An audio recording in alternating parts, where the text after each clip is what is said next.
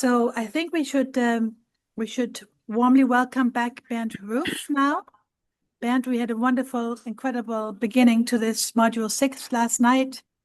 And we all were very, I could really feel that your lecture last night, because I'm also in Europe, really affected my sleep.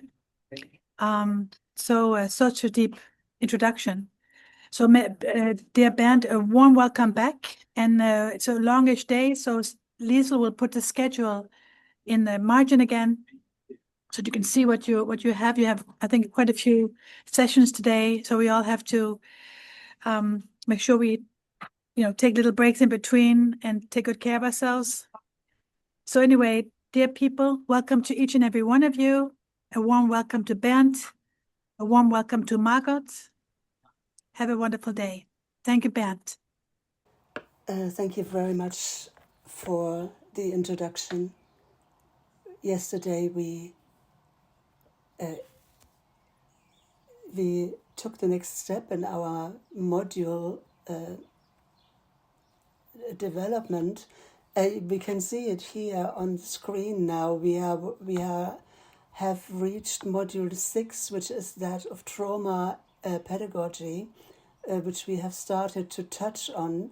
Yesterday we looked at the example of flight trauma, refugee trauma. We experienced many examples. We saw how flight represents a special form of trauma. There is a three-phase process that one can distinguish in this case that make it special. The famous psychiatrist Kairos, he in the Netherlands, he did research into this in the Second World War, and he showed how in all three phases, the pre-stage, during the flight and after the flight, there's new trauma arising, which then develop in sequences and which only break out, as it were, the tragic consequences only break out when there is suddenly peace, when a safe place has been reached. For the pedagogues, this means the children will only become really difficult once they have arrived in a safe place at school, when they begin to find a new home, when healing has started. And this is what pedagogues often don't understand, because they don't know anything about trauma. And that often results in separation. They separate from those children because it's too difficult for them. And the people around ask, what did you do with those kids in school? They were normal before and suddenly they are so difficult. What's going wrong in your school? All these judgments are judgments based on the absence of an understanding of trauma. And you need to know that difficult children, after having been refugees, when they arrive at school, that's the first phase of healing.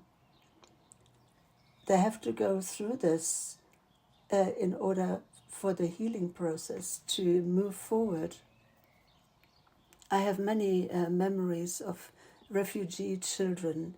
Yesterday I spoke about Samir, a young man who attacked his friend with nail scissors and cut him into the throat out of that was triggered by some kind of a flashback. And it was like an automized action that took place. What he did, what he was taught as a child soldier. Afterwards, he didn't know what he had done. His whole body was trembling. I remember another young man, Ahmed. He was 17, also a refugee who had only one arm. And I assume that his arm had been amputated because he had stolen things at school. He couldn't be kept in any classroom. He's always been running away, always in movement, always running through the corridors of the school, on the school campus, everywhere, like someone who can't sit still. I can say he was still on a flight, he was still fleeing, as became apparent in these symptoms. And he was very aggressive. He provoked younger children. He started beating up other children in the school. The background were his experiences of war. He also had been a child soldier. And you see, this is the topic we want to look at today. Yesterday, we had this flight, the refugees, and we looked at them in this short video that I showed you in Slovenia, in the refugee camp. And that's where I want to start today and build a bridge to what we want to do today. After the intervention in Slovenia, 2-3 months later, I was invited by the President of the Republic of Slovenia, together with the German ambassador and the Austrian ambassador. I was invited for a conversation, and the content was not only that they said thank you for our help, but they confronted us with statistics. And these statistics they showed, one could read there, there were criminal statistics, all criminal events in the camp, in the refugee camp, were written down there.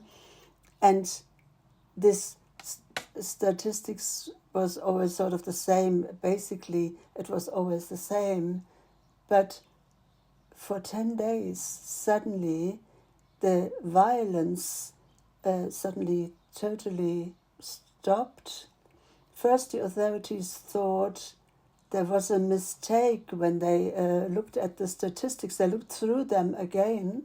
All the figures were looked at again, but the same result. Then they asked the psychologist how to explain this. They didn't have an answer either at first, but then they realized that there was a group who did psychosocial work with the children in the camp, and the authorities then asked about this reduction of violence, whether that was connected with the pedagogical work. The psychologist said yes. At the moment when we looked after the children and did something with them, it was for the adults a moment where they could let go. And we saw many adults joined in with our singing and playing and dancing. But that would be manifest in such statistics, that was surprising, even for me. I didn't know that. But that shows you that this work with children is not only good for the individual child, but it has an effect also on the social environment, on the human communities. And that is also a result that has led to scientific research into our work in Gaza. Now I want to move to this difficult topic. What does the war do to children? How does it affect their development? And what does it do when children when they are made child soldiers? A few days ago I read in the media in Germany that the EU, the European Union,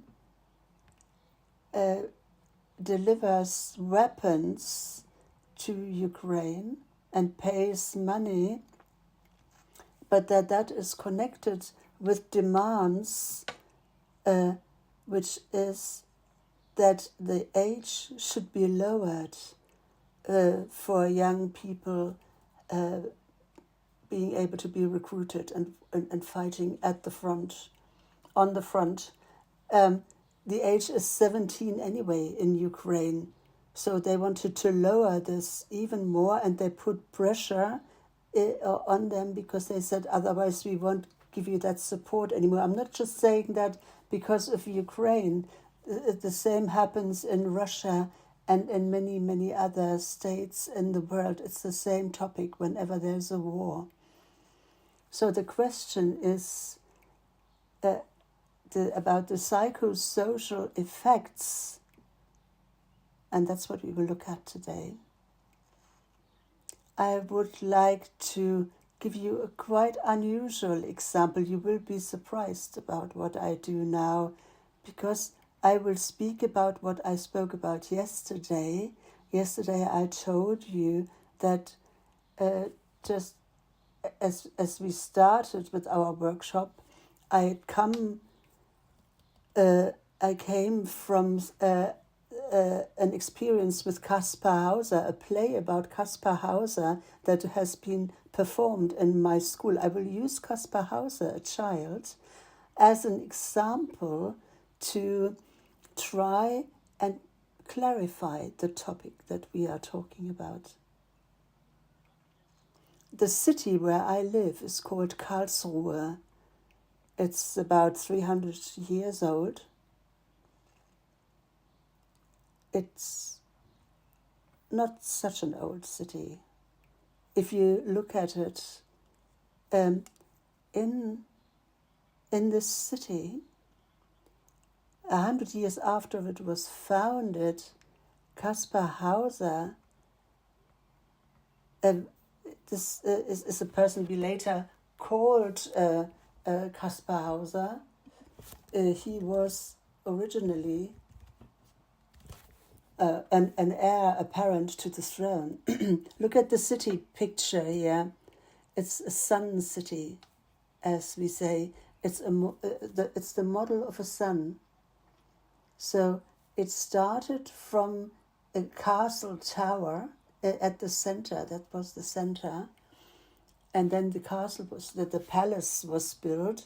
And starting from this palace, from this tower, you can see 32 rays going out. 32 roads, like the rays of the sun. They radiate out. And they form something like the rays of the sun. The symbol behind this is that from this tower, something should radiate out into the world, a mission. And as I said, 100 years after this city was founded, an heir to the throne is born there, and later he should become the head of this model country. And the whole German and Central European spiritual elite, Goethe, Schiller, Herder, Kleist, Voltaire, whoever you mention, they kept going in and out of this palace. It was a cultural center of the highest order. Rudolf Steiner said that this is where the new Grail should have been. That's how Steiner put it. So this child was born there, certainly with a certain mission. He was a grandson of Napoleon,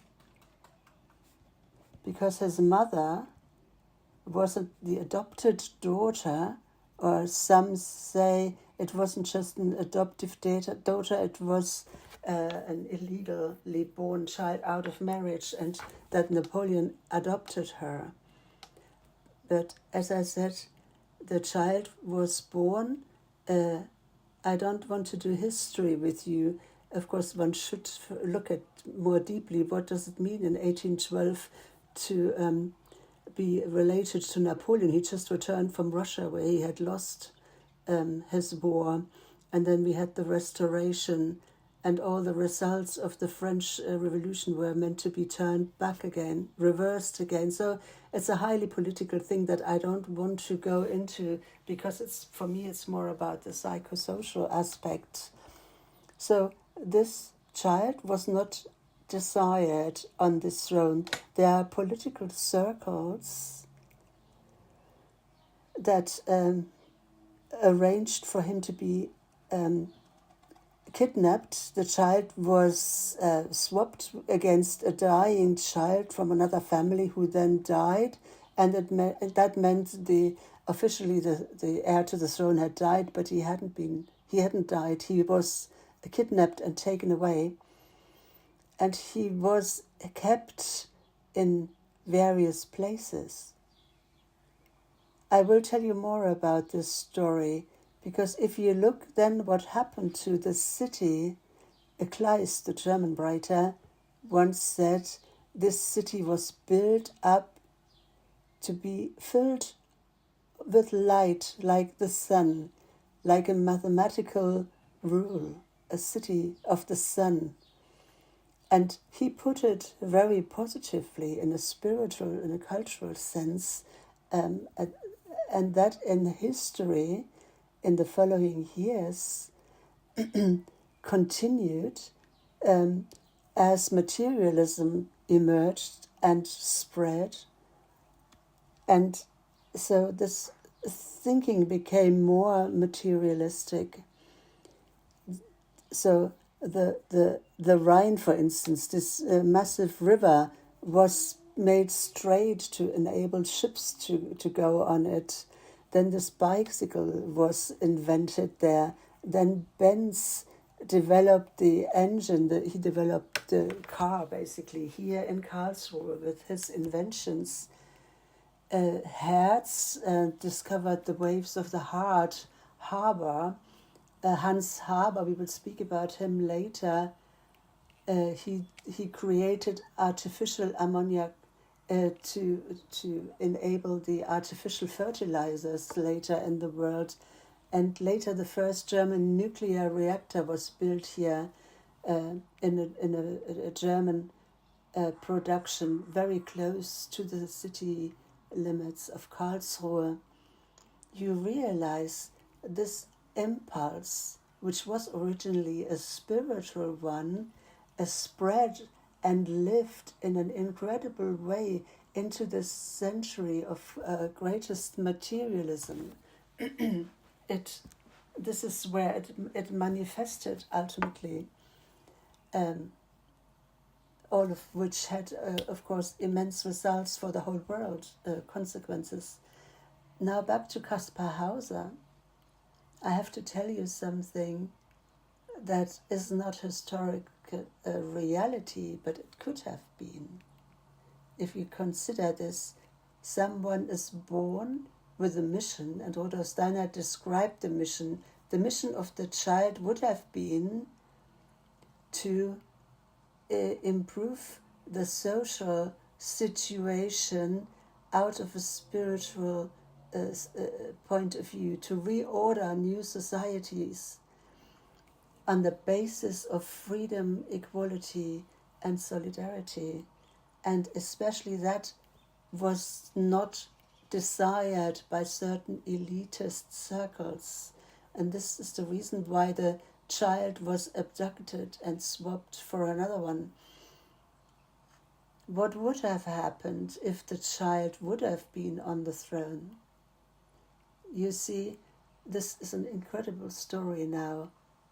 For instance, the story that 30 years later, probably at the time the boy would have been in power, there was a revolution about the human rights which did not exist here.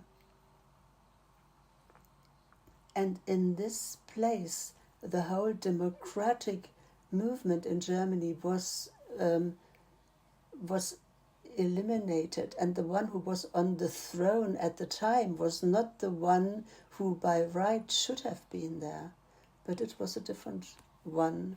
And it's even worse what happened, because shortly afterwards, in 1871, the German Empire is founded. All of Germany is put together into one empire, and the one who then became the emperor should have been Caspar Hauser, because according to the laws of the aristocracy, the oldest German rulers were the Zähringer, and they would have had the right to become emperors. But they wouldn't. They did not become emperors because the heir to the throne had been abducted and put away. So if you could see, the world history would have ended up differently if that deed had not taken place in Karlsruhe. If that child could have fulfilled his mission. Let's move on. What happened to the child? This child, maybe briefly talk about Rudolf Steiner. He, between 1909 and 1913, he was very often in Karlsruhe. One asks, why did he go so often to this relatively unimportant town? Let's look at it. Here, he founded in 1904, he founded a lodge, which later it was called an anthroposophical branch. But there he gives one of his most important and central cycles, called From Jesus to Christ, in Karlsruhe in 1911, on the 4th of October. What was this cycle about? Rudolf Steiner revealed the mystery of the resurrection in this cycle. He revealed the salvation of the phantom of the resurrection body. And in this lecture, he explains how the earth was re-enlivened.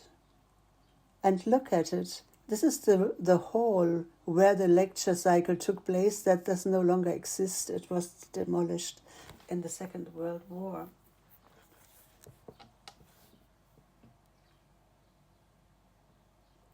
I spoke about Fritz Haber just a moment ago. In 1912, when Steiner spoke here about Christ and the enlivening of the earth, Fritz Haber also worked on enlivening the earth, but by inventing the artificial ammonia, which is now poisoning the earth.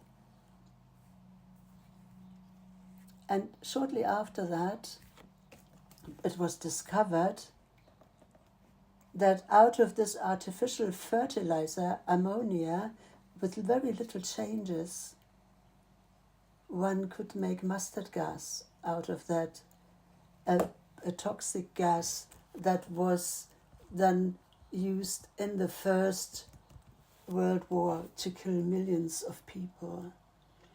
Fritz Haber is the father of chemical warfare. And that was the reason why Rudolf Steiner came to Karlsruhe, in order to plant a spiritual counter-impulse against this research by Fritz Haber. And shortly afterwards, it was discovered that from ammonia you can't just only make mustard gas and chemical weapons, but with another very small change, one found that one could also Cyclone B from that, the substance with which 6 million people were murdered in the gas chambers of the National Socialists. I could now say, you can see the dark side of this city. You can see the dark side of all that happens when somebody cannot fulfill their mission, but when there is an empty space, a wound, as it were, that then becomes infected and causes destruction. Arthur Dreves, you can see here, he was at the university also lecturing at that time. He wrote a philosophical work on the myth of Christ. He denies Christianity totally in his book. And because of him, Steiner also went to Karlsruhe and gave his lectures from Jesus to Christ again to put a counterweight there. And Arthur Dreves was so annoyed about this, enraged, that he founded a campaign, a militant campaign in Karlsruhe, trying to murder Rudolf Steiner. I'm just wanting to explain the background of what we are dealing with, talking about this particular child.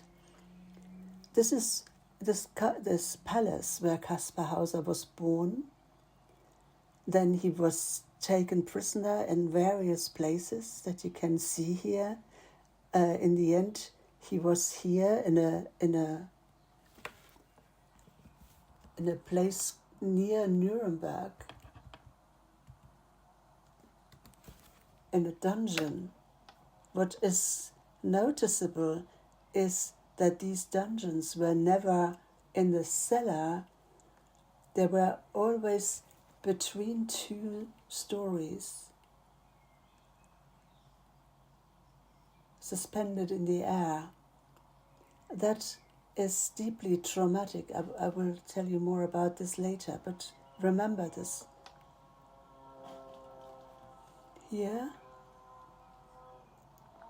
for 12 years, this child was kept in a dark dungeon like an animal. So he was unable to stand up. He had to remain lying down, always dark, and never saw a human being.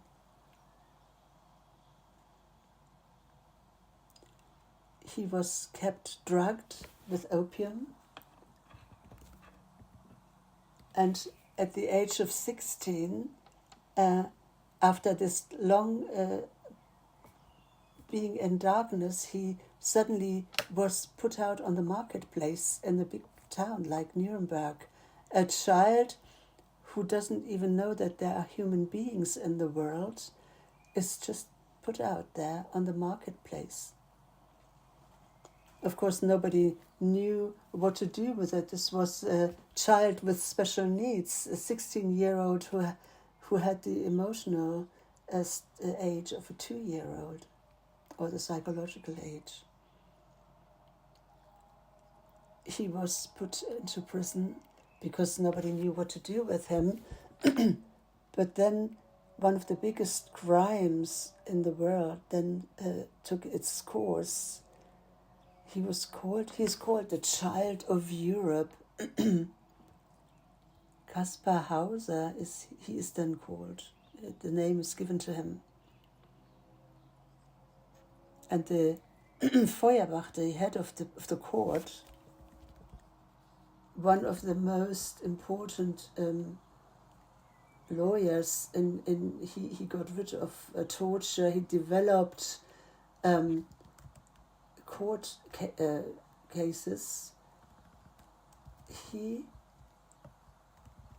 makes sure that the child is given to a teacher called Friedrich Daumer. You see the picture, to look after him. And he was a gifted special needs teacher. He was really teaching higher education, but he was able to make sure that this this from externally enforced situation of a child with special needs is healed very slowly. The boy develops immensely. It makes such good progress. And here you can see the counter forces were observing this and were worried. They realized there was somebody who healed what they deliberately brought about. And it is now being said that they tried to assassinate him in the house of his teacher. It could be, but probably it was not an attack, but rather a re-traumatization, as we would call it today. The killer who was meant to kill him with an axe, he hit him on the forehead, and he didn't kill him.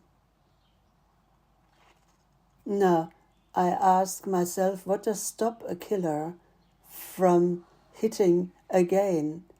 He was alone with the boy. He could have killed him. Why didn't he hit him again? My answer is because he didn't want to kill him. He wanted to traumatize him to such an extent that he was put back into the state that was achieved through his time in the dungeon, and it happened as planned by these people. Now Dauma starts again.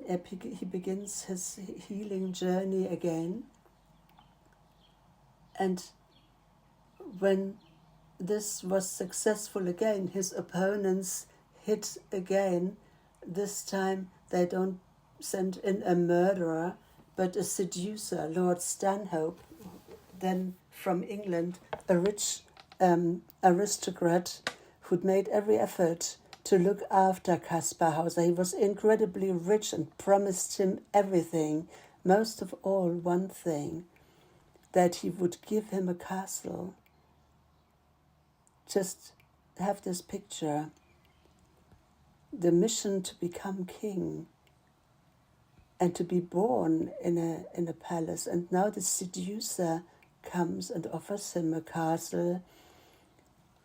And he offered the city of Nuremberg that he would adopt this boy because he could give him everything and pay all the costs, and the city can save those expenses. The city accepts, and the first thing Stanhope did then, he took the boy away from his teacher and gave him to another teacher in another town called Ansbach.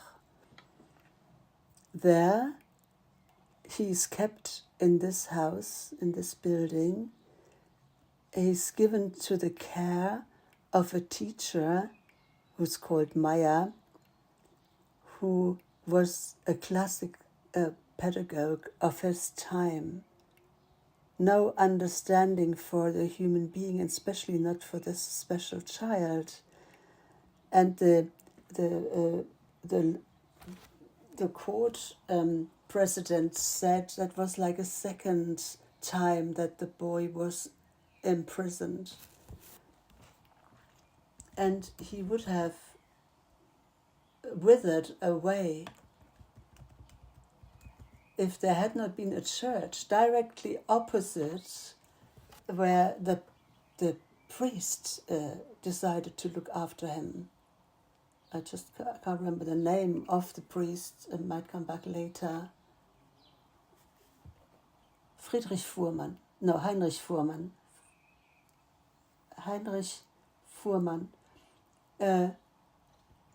He continues exactly the work that Dauma had started.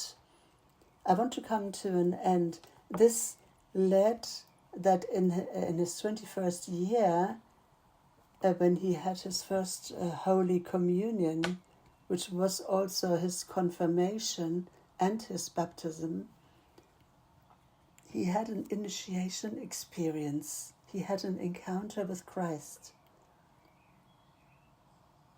He comes to himself. He comes to his mission. And this is exactly what the counterforces wanted to prevent. They had only one choice now, which was to kill him, and they did that. Half a year later, Caspar Hauser is murdered in Ansbach, and he was stabbed, fatally stabbed. And to this day, this has been denied and denounced and so on. I will return to this child at the end of my of my workshop. I learned from this boy what trauma is. Of course, I also understood what ritual trauma means. I can anticipate it. I can say it now. Ritual trauma, they are methods of how to prevent every knowledge that has been developed to heal trauma, and to use that knowledge to evoke that illness. Deliberate, targeted traumatization. What is this about? It is about preventing the I, the self, to find access to not allow the I, the self of the child, to enter into the child being. Because when the I, the self, connects with the body, consciousness arises, self-consciousness, and the person then finds their own mission.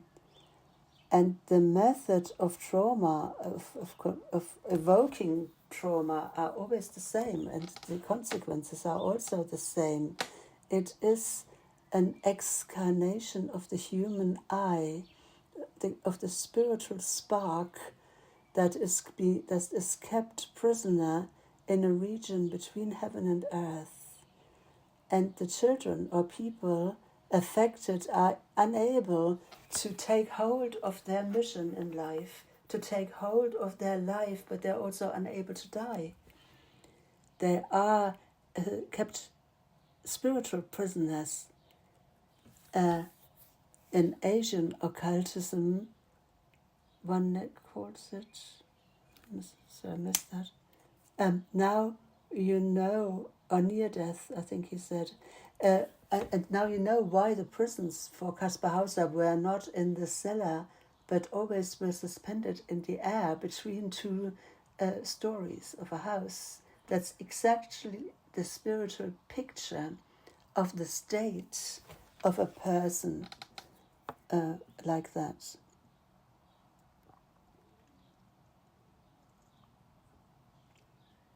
Now I would like to talk about child soldiers.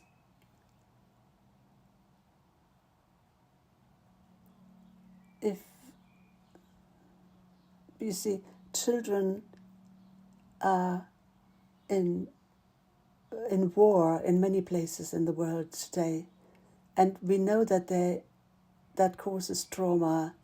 We have spoken a lot about trauma. I don't want to repeat all the topics, but we know there's a difference between natural disaster and human-made disasters, between type 1 and type 2 trauma. The former are more easily to treat, whereas the others are very, very complex and very difficult to treat. And now the type 2 trauma is also divided into 2A and 2B states. And one can say that type 2A is one where a person may have experienced trauma even repeatedly, but they can name these traumas. They know about the different traumas they have, while type 2b does not know this. For them, it's all a mixture of trauma that he cannot tell apart. And now there's more differentiation. We differentiate between 2BR and 2BNR scientifically. What that means is that 2BR, that's a form of trauma where we can say there were people with a very stable background, but their experiences were so shocking that their resistance against trauma broke down. Whereas with type 2BNR, these people were so unstable right from the start that they never had sufficient protection themselves to protect themselves from trauma. So these are the dimensions from a scientific point of view, how you can understand war trauma, and then how you can look at the phenomenon of child soldiers and categorize it. Trauma is a wound that can heal, that heals, but it is also a wound that can become infected.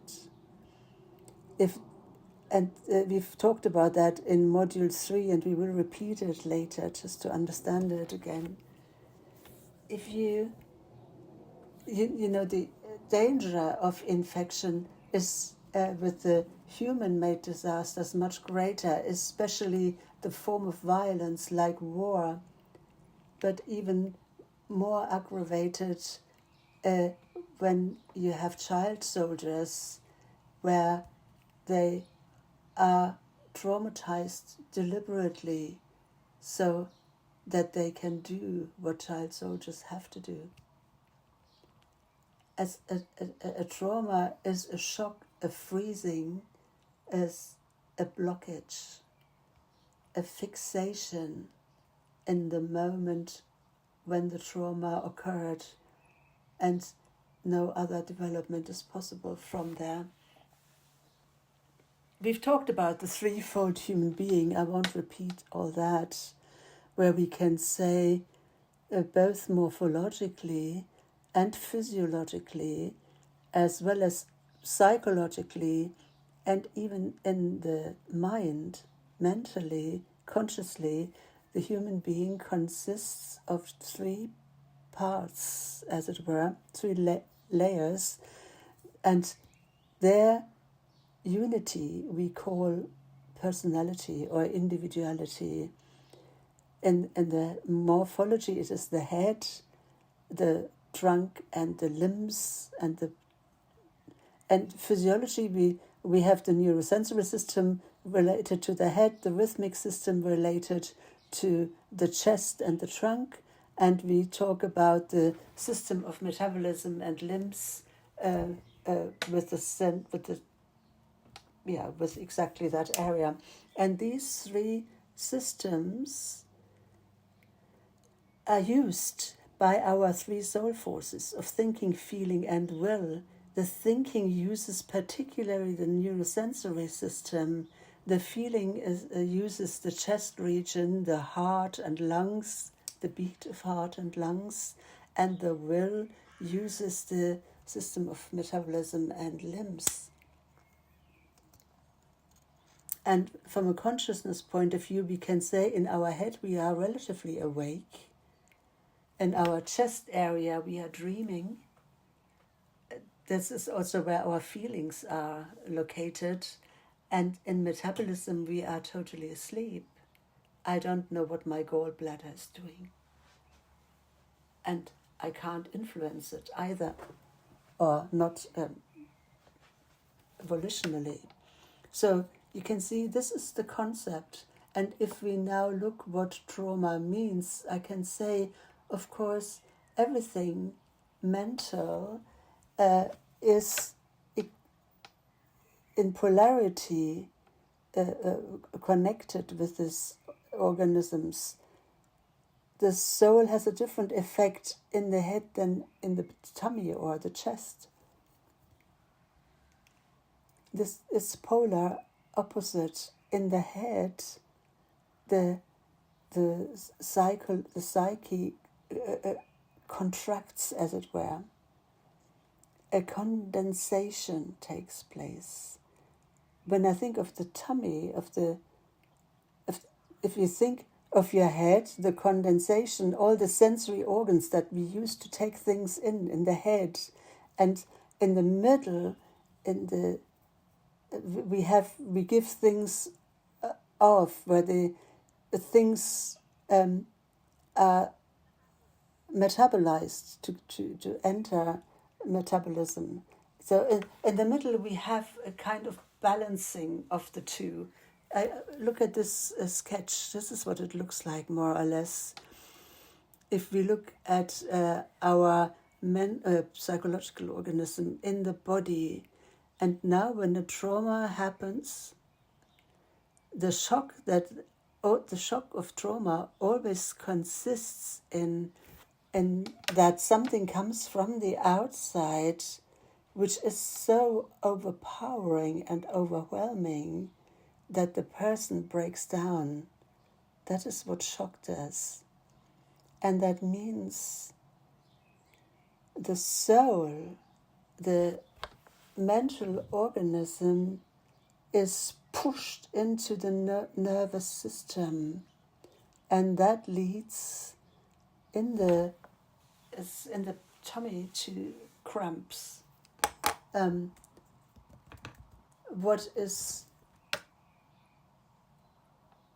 What's happening mentally in the head happens physically in the abdomen.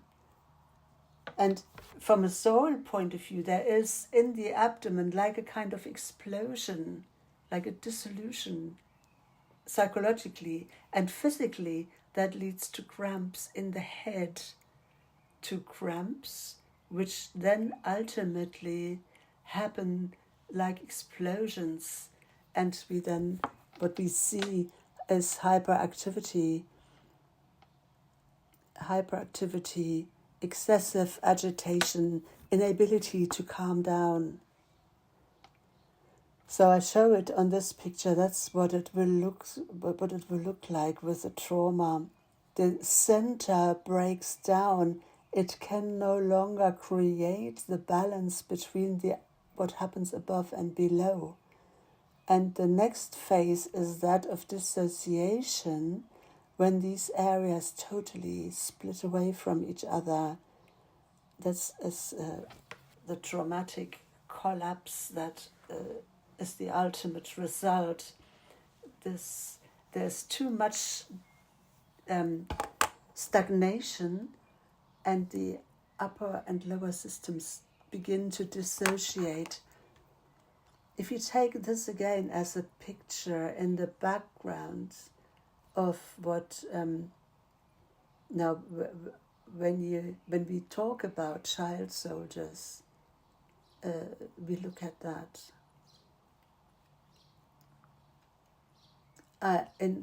In my life, I've had to do with child soldiers in 3 ways, maybe more ways, and I don't know it, but I know about the 3 points. I worked for 7 years with a research project for the resocialization of child soldiers in Colombia. I was in their training camps with those children, and I worked with universities in Colombia developing programs to help these children.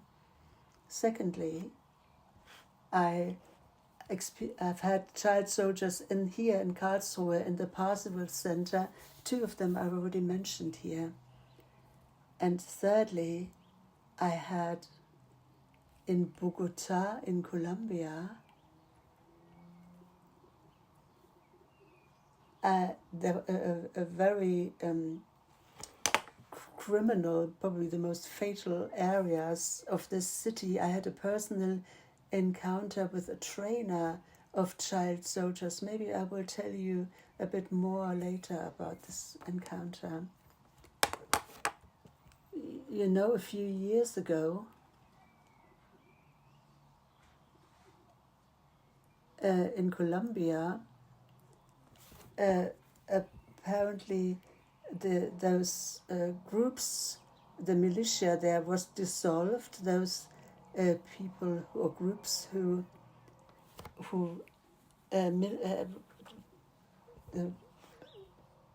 were fighting the government. There was a kind of agreement, and these military organizations were dissolved, especially those who had child soldiers. From one day to the next, the children were just dropped off in the streets. What do these children do?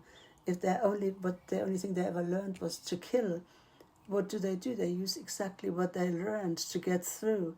They will go to the different quarters, barrios, and will fight there to become the leaders of the youth gangs that then terrorize the different parts of the city.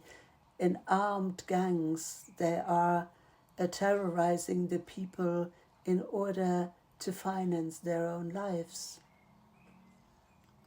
And that then led to this program in Colombia, supported by money from the whole world, in order to try and help to do something with these children.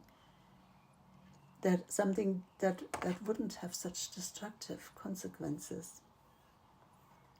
Children have to kill everywhere in the world, in so many countries. I think at the moment there are around 40 countries where child soldiers are used in armed conflicts. One thinks it's more than 300,000 children who have to do this. In 2007, one of these child soldiers published a book in New York about his life and also about the way he overcame this, how he got out away from the life as a child soldier. I will tell you a bit about it. This boy, at the age of 12, he was kidnapped from his village. Militia soldiers destroyed the village, took the children and young people with them to train them as child soldiers. And this young man described this. The book is called in English A Long Way Gone, Memoirs of a Boy Soldier. So this helps us to understand how these children are traumatized so that they can do what they do in the end. He said they were sent to fight very early on, and his little friend, much younger than he, who had been kidnapped with him, he dies in the very first campaign. He's torn apart. And he now describes the dying of his friend next to him. I don't want to give you all the details, but it is so dramatic that this boy is totally traumatized. He has the feeling that his brain tears itself out of his body, and he has severe dissociative states. He is severely traumatized. He writes that he felt empty, hollow. He only drank water. And then he stumbled in the evening. He stumbled against some concrete wall that damaged his knee but didn't even feel the pain. He said he was lying in bed. He had his rifle that he held onto, and in the night he had flashbacks, nightmares, and he says he jumped from his bed and was shooting around with his rifle until the officers came to calm him down. How did they do that? They gave him drugs. White capsules, he called them. And then he said, then I never felt anything anymore. They went out again and again, and he said at some point, I didn't mind killing, it was just like eating. And then he writes, the military unit that had become his family, the rifle was the tool with which he earned his livelihood, and he knew what he had to do. His motto was, kill or you will be killed. He had no compassion. And he thought that this was normal life. We have some research in Germany with refugees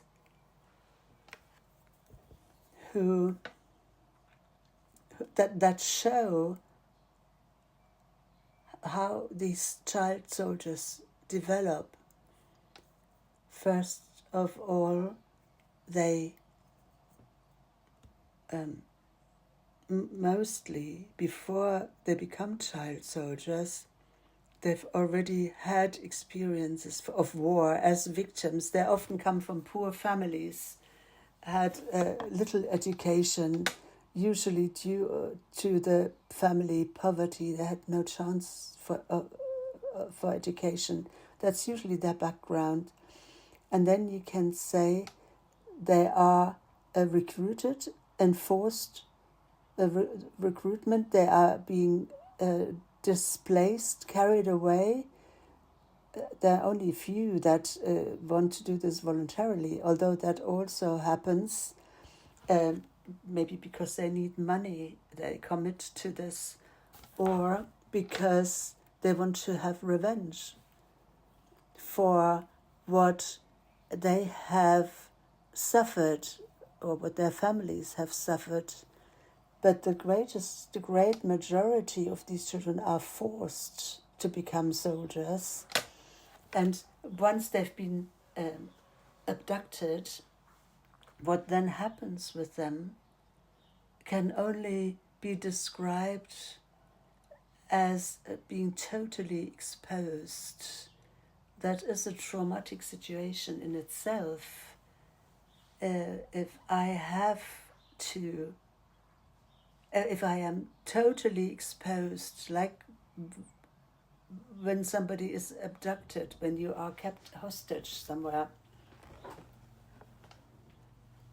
And many of those children have witnessed the burning down of their village, the death of their family members. That's in their background.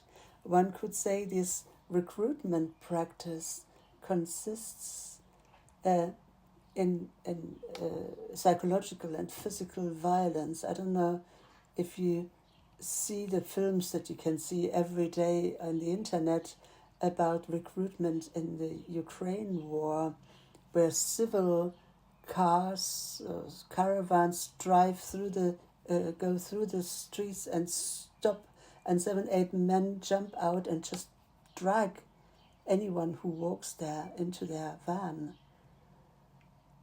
And then they are being trained. They are quickly trained and sent to the front. You can see it on the internet. These are the recruitment practices. And similarly, in Africa, what is crucial is that in order to be trained, they first have to kill someone they love. That is not just practice with the child soldiers, also with youth gangs. I could tell you a lot about this. But that is the first thing. To really silence any inner feeling. the will is broken, the person is decored, one could say, and a replacement, a substitute I or self is built up in them. The children, if you ask them, then you hear they say life is unreal. They feel like in a film, like in a movie or in a video game. That doesn't feel like real life. They are given tasks, they become spies, they are used to work. The children have to work, the girls have to work in kitchens, in the war hospitals, and of course they are available for sexual services. And one knows that children in fight situations are more prepared to do risk, more prepared for risk than adults. And one also knows that the adults have more inhibitions to shoot and kill. And this is instrumentalized without mercy in our societies as well through mafia. In Germany, we have a situation that more and more murders are carried out by children because they cannot be punished.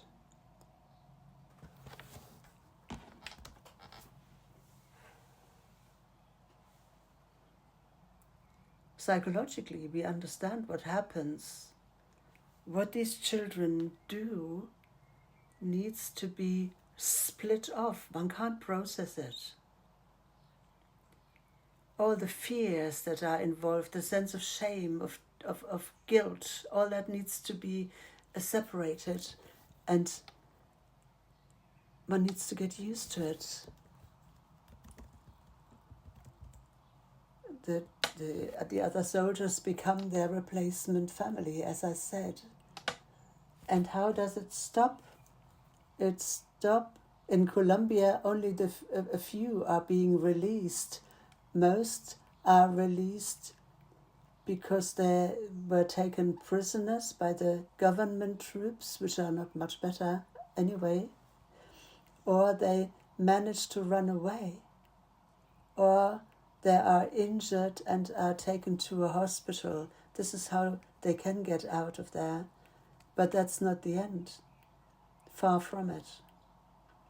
That's when the drama, the next drama only starts, because where should they go? They won't be taken into their village anymore because they are much too frightened that if those child soldiers deserted, that the militia will come to and look for them. So that is not happening. Then there might be the threat of revenge of the population for what they did in their war situation. And the other side is they have to live from something. So they also go around the country and use what they have learned in order to secure their own life.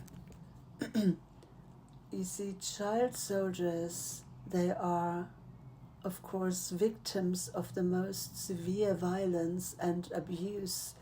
I'll just give you a few symptoms here, a list of symptoms that we then look at afterwards. This is extreme psychological stress, complex traumatization. And I told you before, the topic will only become interesting when these young people have arrived in a safe place. It's not so interesting.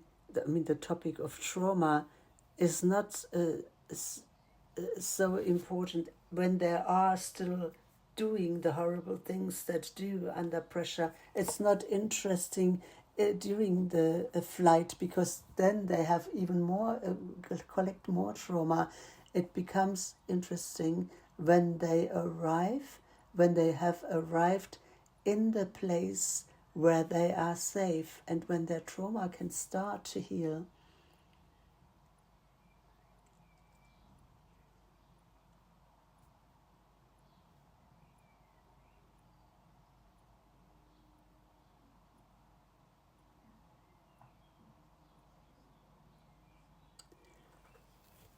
Ismail Beer, that we just talked about, who published his book, he also described how he got out. The military police arrested him when he was on a job for the militia, and because he was a child, 15 years old, he was taken to a rehabilitation center in Freetown. And he describes what happened there. Goodness me, that reminded me of the situation we sometimes had with our refugees in our center. They wouldn't have anyone tell them anything. When an officer came, they would see that as a command, but when a social worker comes, especially if it's a woman, they become aggressive. They are not being told. And they don't want to reorient their lives because their values have already been revalued, and now this happens again. The values change again. That can't be avoided, of course. The process starts anew, and what they consider normal, what has become automized in their life, has to be changed. It has to be reoriented, and they don't want this. And this is what the fight is about now. And what they want least of all is psychological help or therapy. They will rebel against that as much as they can. What they need is reliable relationships, but that is something they are unable to have. They are no longer can do that because all kind of attachment is negative for them. They suffer from enormous feelings of guilt. They have suicidal tendencies, and they can not accept help.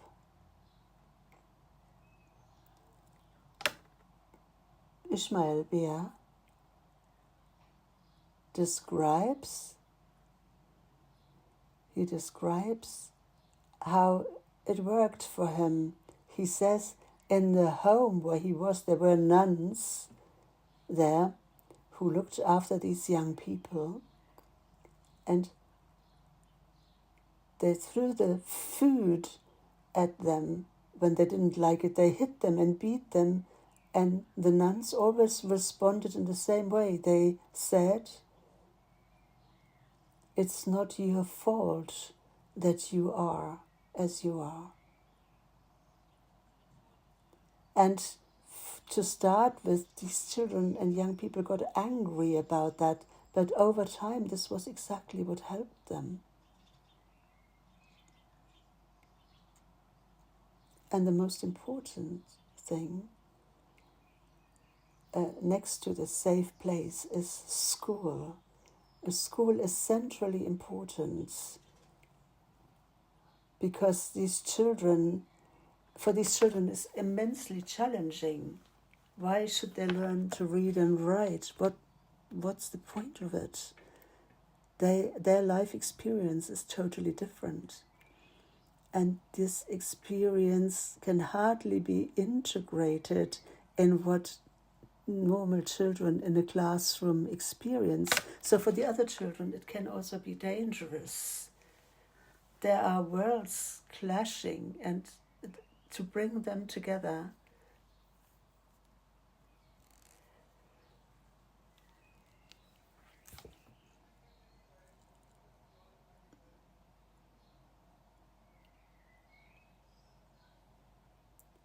in psychotraumatology, we learned that trauma is a wound.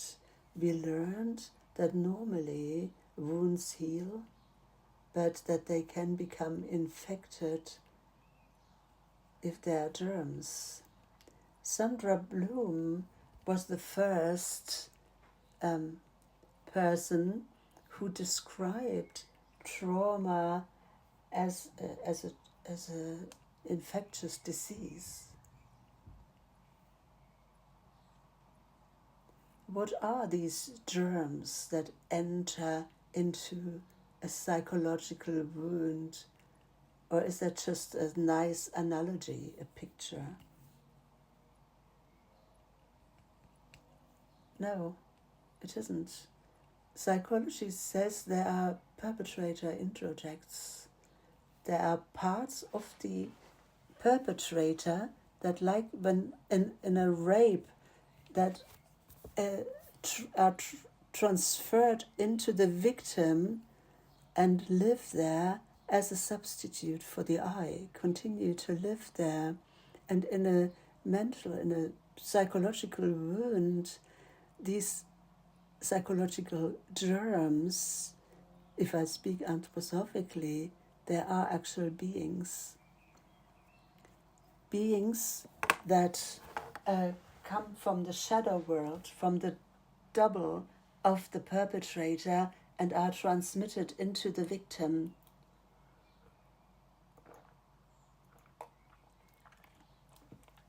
Causing symptoms and having the effect that the perpetrator or that the victim becomes more and more similar to the perpetrator. Every child who has been abused is at great risk to later continue this abuse. Every child who's been beaten, who has experienced physical violence, is at great risk to continue this violence, passing it on in later life to others. And what is at work there, that's the perpetrator introjects. That's what has infected the wound in the moment of the traumatic infection. And if we ask about the nature of these germs, then just to repeat what we said in Module 3, we saw that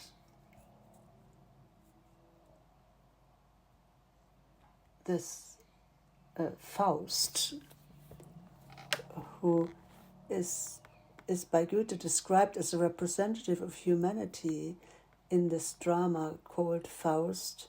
So this person, Faust, encounters a being called Mephisto, who represents evil, and he has certain functions.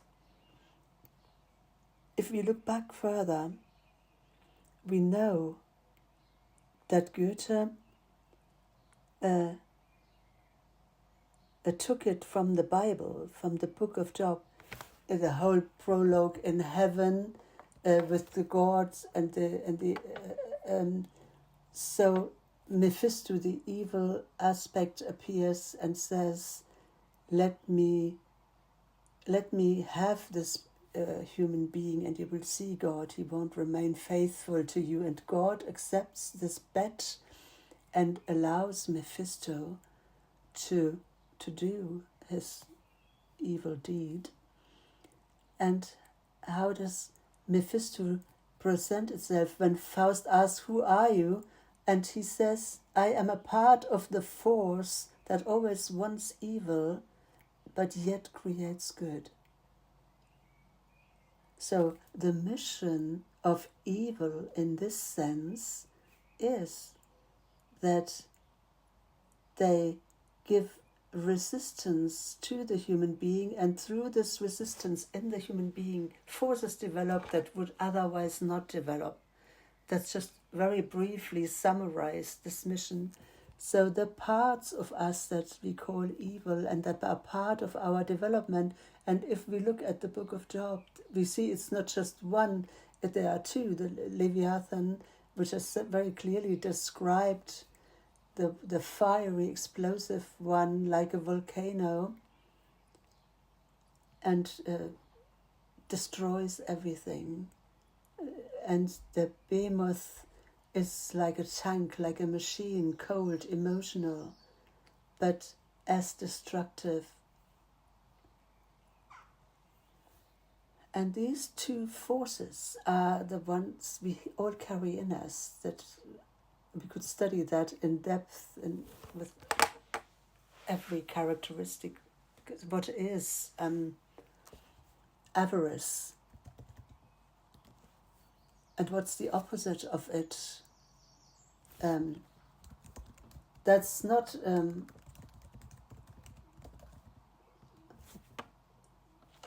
you have again two tendencies. Wastefulness is the opposite of avarice. What is the opposite of a lack of sense of self-worth? It's not self-confidence, that's the center. The opposite of a lack of sense of self-worth is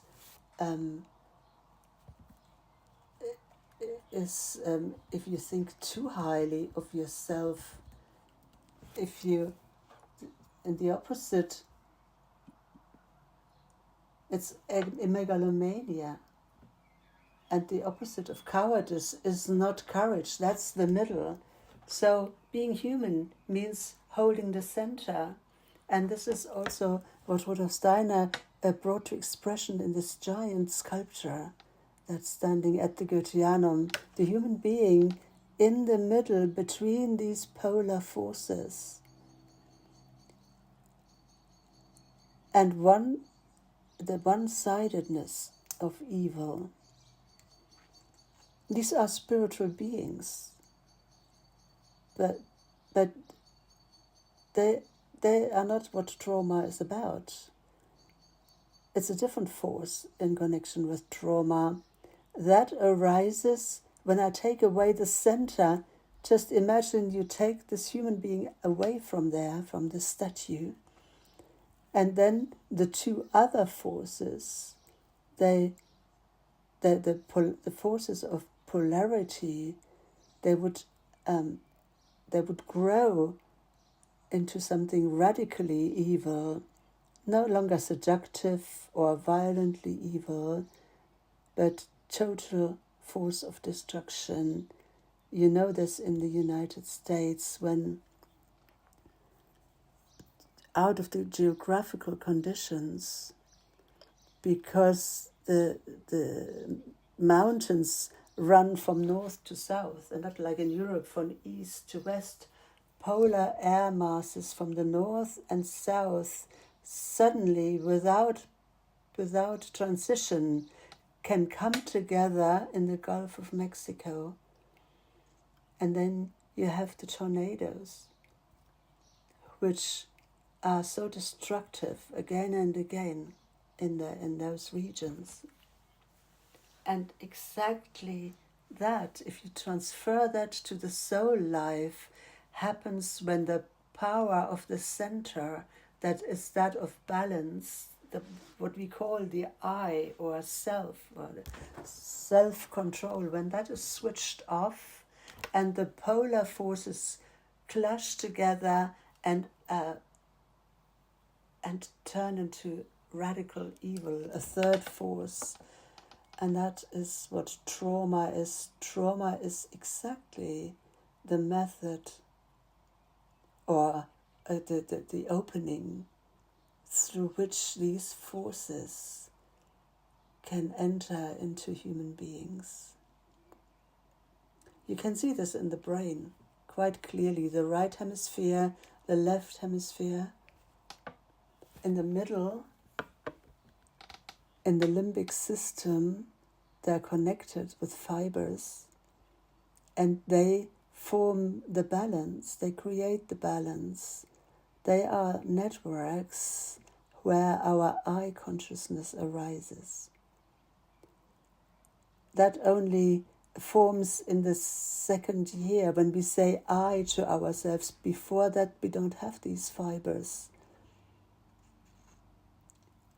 And they connect the two hemispheres, as we used to call them, the female and the male hemisphere. Polarity of ratio and creativity. They are balanced by those networks on which our I consciousness is based. And now trauma interrupts the connection. So when the strength of the middle is missing, you can see it even neurologically, what happens as a result of trauma. And this taking away of the I, of the self, and to make a person prisoner between heaven and earth, the wound that is created through that enables infection, enables the entering of those perpetrator introjects of the third kind. And that always happens when we are looking at targeted traumatization. It's always there with trauma, but in a particular way with targeted traumatizations. I don't want to... if you look, this is where Kaspar Hauser was murdered in 2016, when I was meant to give a lecture about Kaspar Hauser in Ansbach. A bomb attack happened 2 days before I arrived there. A young man from Aleppo, is from Syria, 23 years old, lost his wife and 2 children in Aleppo. He came severely traumatized to Germany as a refugee, and then his trauma unfolded. He became addicted to drugs. He had to get drugs, which he could only do by doing criminal acts. He was not ever able to control his impulses. And suddenly he stands there with a rucksack with a bomb in front of a festival venue here. Behind that gate where the yellow car is, there was an open-air festival, and he wanted to go into there. And he wanted to blow himself up. Where the yellow car is where Kaspar Hauser lay when he was stabbed to death. And because this man couldn't get in, security forces didn't want to let him in, he blew himself up exactly there, at this gate. If you now turn around from there, turn around, look in the other direction, you look exactly at the window where Kaspar Hauser used to live. And if you turn by 90 degrees, you can see a church. That's the chapel where Kaspar Hauser had his initiation experience. You could ask, what does that mean? I don't want to interpret it, I just want to describe this as a phenomenon. Of course, he didn't know anything about Kaspar Hauser. He knew so little consciously, as birds do,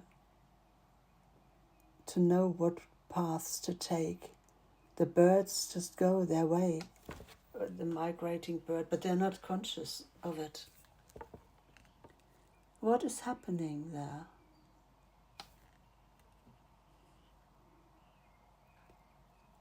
Now you come, when you follow that strand of ritual traumatization, then you see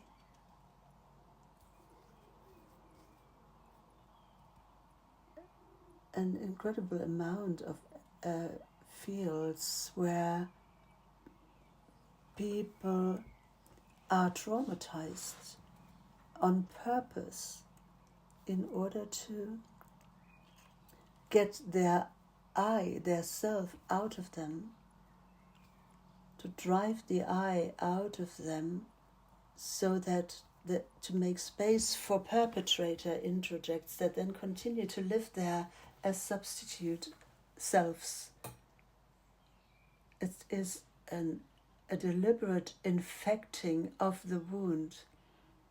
So there is a shock that the I is pushed out, and then the infection with perpetrator introjects, not through an event that happens, but targeted consciously, deliberately. And once you know that, you know what happens with child soldiers. You know what happens in torture. And you know what happens in all this dirt that on the outside is called the Epstein scandal, but that's only the outside. We haven't even looked yet at the background, the occult dimension. It's always only just about the pleasure of rich people who can afford this, but no, that has very different dimensions. And that's what we call ritual trauma, and you can find it in all those porn rings where children, even babies, are exposed to sexual trauma. And the aim is, there's only one aim, but one aim of them is to program them. You know the psychological programs, it's like a computer. You develop a computer program. One knows what to do and when to do it and how to do it in order to know how to then get a 10, 12-year-old girl to be a prostitute. That's not coincidence. It is psychotraumatology, but not used by doctors who want to heal, but they use the same knowledge to destroy people and to do evil. That is the topic, that is what ritual trauma is about. There are countless examples. Look at what Ceausescu did with his military secret service, how people were recruited, how they were trained. Look at what happened in the torture prisons in Cuba or in the prisons in Iraq. Look at the films of the James Bond films. Look at that.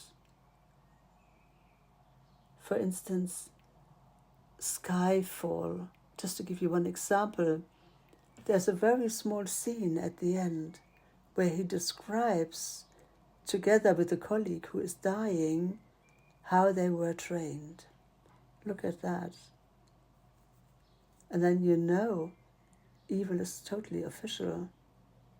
We just don't understand it because we don't understand the background. And you find the same in youngsters, in the gangs of young people, the admission rituals, the initiation rituals for the mafia everywhere. You have it with ISIS. When you remember those pictures, you could see how children shoot prisoners ritually in front of running cameras, like a theater production. These are initiation methods. They are ritualizations. This is what we are dealing with ultimately. And you can see this child that we call Kaspar Hauser. He went this way. He was abducted, taken away from the mother, taken prisoner, isolation, we would call it isolation torture today. Prison and other more ritual trauma. Lord Stanhope, the Count from England, he was a gay and abused him. Then he was given to a foster family called Biberach in Ansbach. Biberach also abused him. There were orgies taking place, like tea parties, and with the Maya family, he was traumatized by education, like millions of children are today. You see, this is the topic of ritual trauma.